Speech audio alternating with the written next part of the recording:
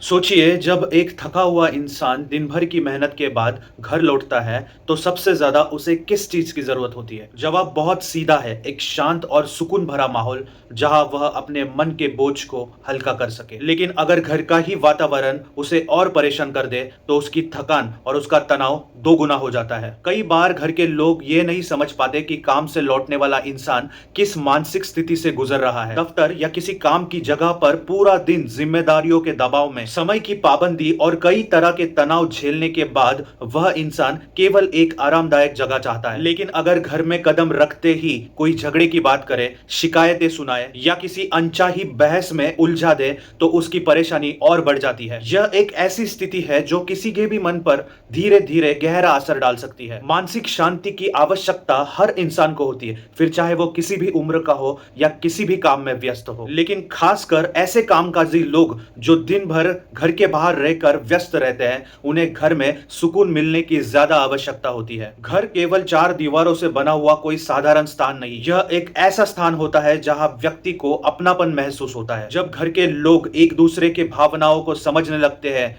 तो वहां की हवा भी हल्की और सुकून देने वाली लगने लगती है। लेकिन जब घर के लोग एक दूसरे के मानसिक स्थिति को नजरअंदाज करने लगते हैं तो वही जगह बोझिल और तनाव भरी महसूस होने लगती है। किसी भी इंसान के लिए यह बहुत जरूरी है कि वह अपने दिन का अंत एक सुखद माहौल में करे ताकि वह अगली सुबह तरोताजा महसूस करे। अगर घर में काम से लौटा हुआ व्यक्ति चुप बैठा है, उदास लग रहा है या थका हुआ महसूस कर रहा है तो सबसे पहले उसकी स्थिति को समझने की कोशिश करनी चाहिए। यह पूछने की जरूरत नहीं है कि क्या हुआ, बल्कि यह महसूस करने की जरूरत है कि उसे अभी शांति चाहिए या सहानुभूति। हर व्यक्ति का तनाव और परेशानी समझने का तरीका अलग होता है, इसीलिए उसे अपनी तरह से सुकून लेने देना चाहिए। कई बार एक छोटी सी मुस्कान या बिना किसी सवाल के एक प्याली चाय भी पूरे दिन की थकान मिटा सकती है। शांति का माहौल केवल शोर से बचने का नाम नहीं, बल्कि सही शब्दों का चयन करने और सही समय पर किसी को समझने का तरीका भी है। कई लोग सोचते हैं कि घर में सबको अपनी बात कहने का अधिकार है, लेकिन इसका मतलब यह नहीं कि किसी के मानसिक शांति को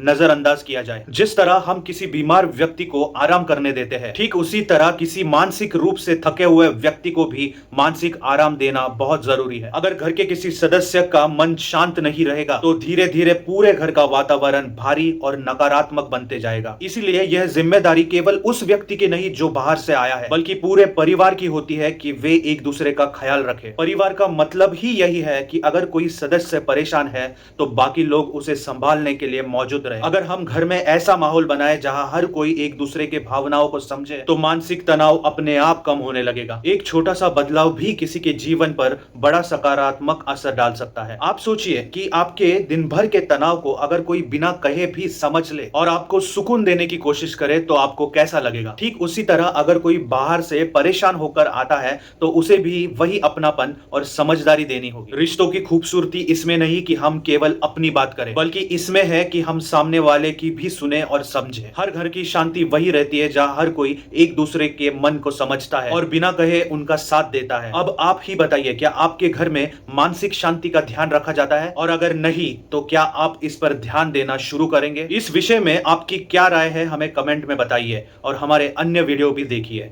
मिगांत।